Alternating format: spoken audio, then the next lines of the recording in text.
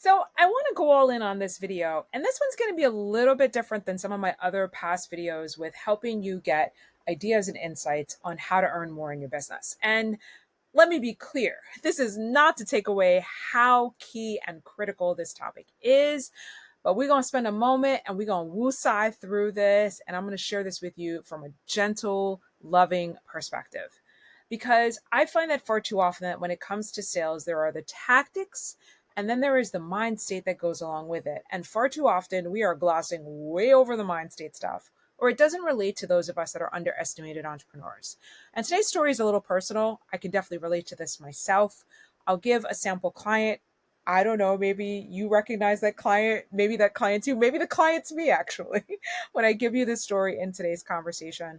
I just really hope you're able to take away the pure opportunity that you have to really, really, really gently embrace this conversation and really, really, really dig into this moment of, I want to see more money come into my business. I know that there's a lot of things going on outside in the world. There's a lot of things that are happening. I'm trying to still focus on, I came here to do something. I came here to deliver this amazing service. And I seem to keep running into this trap over and over again. So let's talk about the trap where you sit down in your business and you say, okay, this is the time. I'm going to show up. I'm going to get so consistent. I'm going to do it. I have found myself doing that a number of times when the fall hits, right? For some of you, you may identify with saying that you're going to get consistent with the new year, the whole new year, new me. But for whatever reason, I think probably because a lot of my clients have always worked with a focus on looking at the fall as like, the events are happening, the conferences are happening, we're out and about and again. So it's like that, the school year type of vibe and feeling good about like, let's start this all new. Now, if you feel that where you have sat down and really tried to show up and get consistent, and then you wake up a few weeks later and you're like, I got to start all over again, right? This video is for you. This conversation is for you. And I want to help you understand what's going on underneath the surface, because far too often we are not having these types of conversations. And this could be a key reason why you are not earning sales within your business. You're not broken. I want to emphasize you are not unmotivated. Please do not think in any way, shape, or form that you don't have the motivation. It's just that you're stuck in what we'll call for today the recovery hustle. Okay? It's a pattern where you're sprinting when the money is low, right? Because you got to get up and get those clients and get them and get them and get them. You totally crash when you finally get that client and you've been able to deliver on that client. And then it's hard to pick back up again to get rolling again until the bills are like really screaming at you and there's this urgency that you have to go out there and do it all over again. And we're going to unpack rather why that cycle happens. It's You probably have seen it a number of times, or you've seen others do this a number of times. And the question is, well, why? Why does this happen? And then how do you actually break this? What are you going to do in order to be able to stop falling into this trap, falling into this pattern? And for the record, I think that there's a lot of entrepreneurs that go through this. I used to call this the entrepreneurial seizure, right? Where you like get an idea and you're like, let's go do this. Let's make this happen. You get this jolt of energy, right? Like, it could be the good news that you actually land a client and that inspires you to want to go out and find more new clients, right? Or it could be that like, oh crap, this bill hits. I know I'm dealing with a few extra ones right now myself where I'm like, all right, let's do this. Let's do this. You'll show up and you'll start doing the things, right? For some of us, that means going onto social media and you're posting and you're talking to people. For others like myself, that means showing up at the events, right? You go out, you get the nice clothes, you get the business cards. Like I always feel like that's a sign. Like, do I feel like I need to go get business cards printed? And then I have an excuse of why the old cards don't work. When even these days, most people don't even use business cards, right? Like everyone's doing some sort of QR code appy thing, right? Whatever it is that gets you feeling like you're in networking mode, you go out there and you go and you make that thing happen. And then you get one or two wins. So I find that when you're starting over again, somehow or the universe knows, right? And it's like, yeah, we got you. And it just becomes easy to find a client. It becomes easy to just talk to some friends and family you haven't spoken to in a while. And they're like, yeah, girl, I got you. Go ahead and why don't you call this person and talk to that person? And then you land a client. And then you can finally breathe again, right? you know you're going to get some money coming in. It's good. You're feeling really good about this moment. You're like, I got this. I got this, Maya. You just don't even understand. And then before you know it, the weeks have passed, y'all, and the pressure is back again. And you keep telling yourself, I need more discipline. No, you don't. No, you don't. It's not discipline. I wish it were discipline, because if it were discipline, then the same tools that you use to get through school, you could apply. It's not discipline. It's that you got to actually pay attention to how your nervous system shows up around sales. And for a lot of people, the way that they're able to get the sale is they're able to white knuckle it. And when their nervous system is on fire, they can go and just push through until they finally find someone. But then when they actually have that moment to reset and to be calm and to really take a moment and think through things. And I want to emphasize here, and take the moment to be able to be strategic. It's scary. It's uncomfortable. It's this weird feeling of like, I don't like this. This feels awkward. That's the recovery hustle. And it might show up looking differently for you, or it might show up looking differently for someone that you know. It doesn't even have to be you, right? It could be someone that you know. But you get motivated because you're having a money like stressor. There's something in your life that's showing up and you really need the money coming in. And the real opportunity for you is how do you build long-term growth? How do you build true momentum so that as you're moving into the next couple of months, you're able to really see the opportunities. You're able to really, really start to build this thing in a way where the momentum starts to work for you, and not always with this push, pull, push, pull, push, pull. And look, I understand the deal, right? I understand what happens. Life's events start happening and get in the way of things. Like, you have all the best intentions in the world, but this is what keeps happening again and again. So let's do this. Let's not even look at you. Let's not even look at me. Let's look at somebody that we're going to describe going through this scenario, right? And I'll tell you, I've seen this character a number of times. I've seen it in myself, if I'm really going to be honest with you. But we're going to call her Tasha for today's story, right? She's brilliant. She's absolutely brilliant. She knows her work. She knows the industry that she's in. She's got this nonprofit background. She's been mission orientated from the time she came out of college, was always doing all this volunteer work, trying to help her people, trying to serve her community, right? Every few months, I get the email or the text, and it's like, okay, Maya, do you have any time to fit me in for coaching? Because I need to figure out how to get some new clients really quick, ASAP. And it's always an emergency. It's always, always, always an emergency. There is never that reaching out for support on an ongoing basis, right? It's just always, I only need you now. And look, to be fair to Tasha, to be 1,000% fair to Tasha, when she would get the call with me and we would get on the phone and we'd talk through some ideas and what worked the last time and what's different now and what she's offering now that's new and unique, to be fair, she would go all in, right? And I think this happens to all of us, right? Like, I'm not shaming the work, and I'm not shaming like the emergency at all. Like, all entrepreneurs have those moments where your cash flow looks funky, right? I get it. In that moment, Tasha would go all in. She'd set up her website properly, like redo a few things, redo her sales pages, send out the emails, show up at the events. She would be doing the darn thing, right? She'd get some sales coming in, and then you're in the delivery mode, right? You're in that stage where you're actually just, things are humming along and the clients are just like feeling really, really good. And she wouldn't go out and sell during that time. Now, the way I typically see it is that she goes quiet.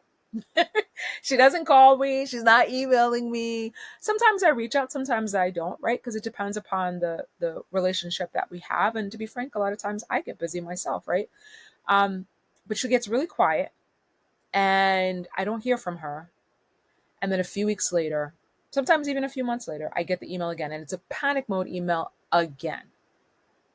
And that's the key, is that where it's always a panic when you have to get to your coach, right? There's always a panic when you have to get to your mentor, or when your back is up against the wall, you need to borrow money, or you need to get to that networking event, or whatever the case may be. Now, a couple of times I've unpacked this with her and with others, is that when you live your life trying to sell like that, it's very, very, very hard to get that big win client that you really want. Sometimes you will luck up on it. I do want to put that out there. I've had a number of people that have just lucked up on it and they get it one time and then they can't duplicate it, right? But I think it's hard just to see the consistent income coming in versus when you are setting up the systems, when you're setting up the strategy, and you have a plan of how to be able to market and sell even when you're busy and even when things are slow, right? And you have more time on your hands to be able to do things. And here's the deal. I unpacked with Tasha that when she didn't trust her effort, she didn't believe that she could sustain herself. And then she found herself only being able to focus when it was pressure. That's not a way you want to live life, y'all. Your cortisol levels are going to be like up to here through the roof. Your stress levels are going to be going like always. You're either exhausted, like, don't talk to me. I can't have this conversation with you ever. Or you're like in run mode. Like, we can't sustain that, right? We can't keep that up. And look, for the record, if you show up as an underestimated entrepreneur, I know why that shows up like that. Because for a lot of us, we've been trained in different environments to work, right? That hard work, that very clear line of what success is going to look like is working hard. It's showing up doing the darn thing, right? So I want to be clear and kind of pull apart here for a minute that the hard work is great. It's just that when you're an entrepreneur, what type of hard work are you doing? Hmm?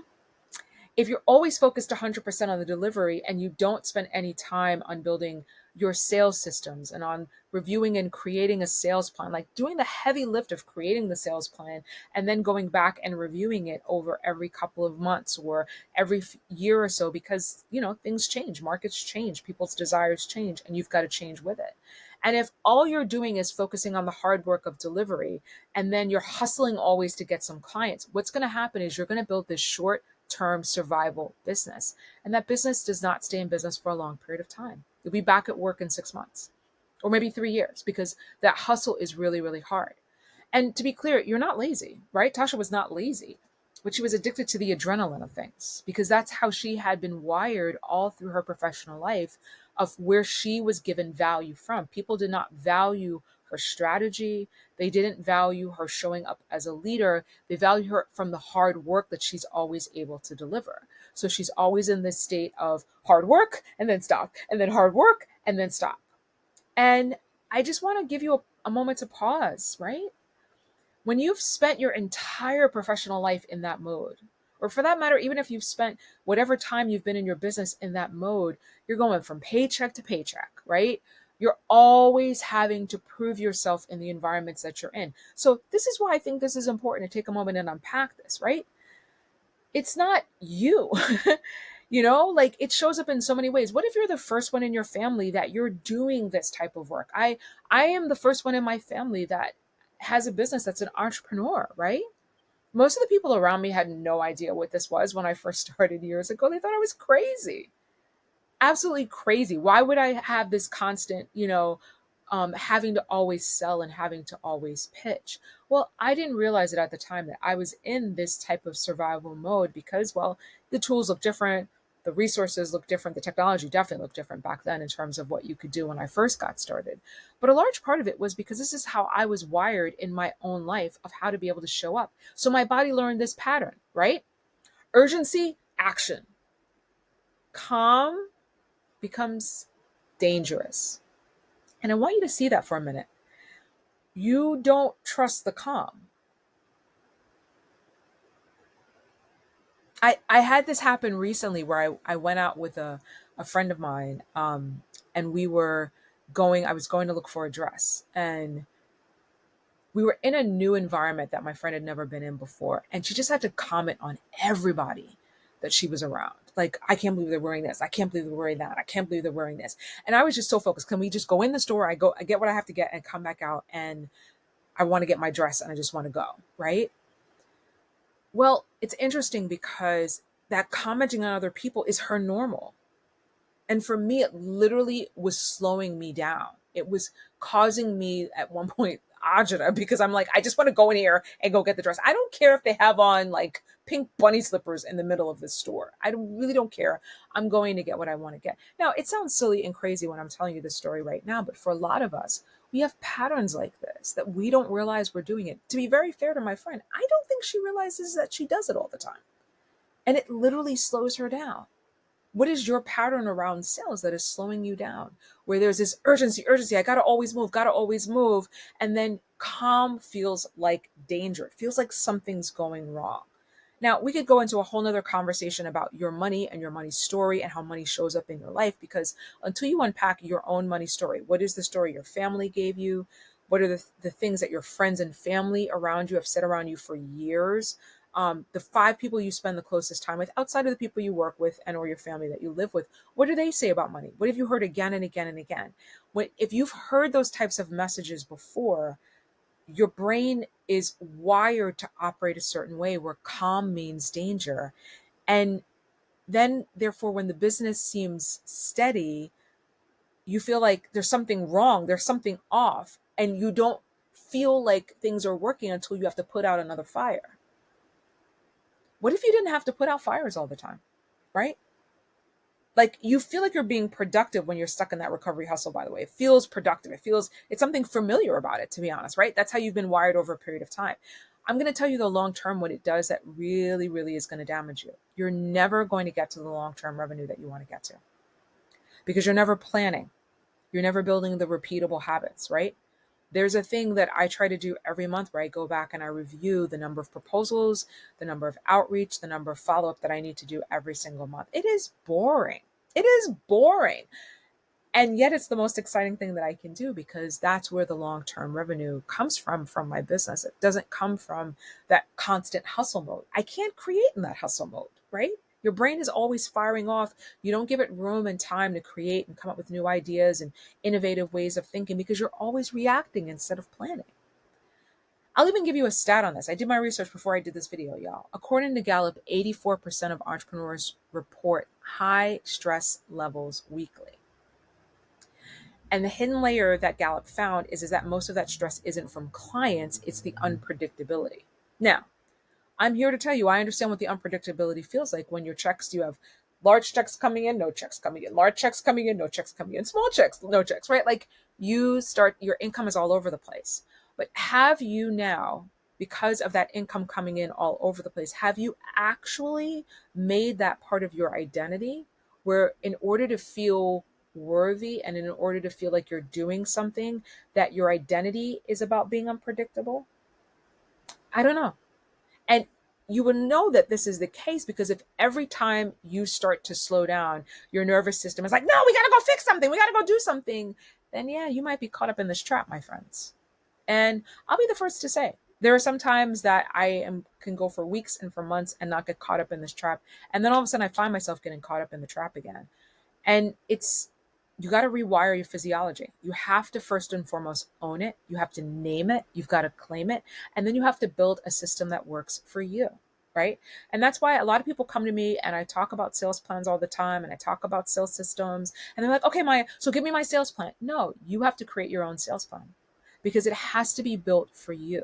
And it's kind of like, a sales plan, like in a nutshell, if you were to go to a franchise right now, if you wanted to franchise, get one of the big brand name restaurants or, the mom and pop service businesses that are out here that are franchised, right? They would give you the sales system that they know works, right? Based upon the location of where you're going to put your business at. They've already done the marketing. They understand the customer traffic flow of what's going to look like. So they're literally giving you the template and the plan.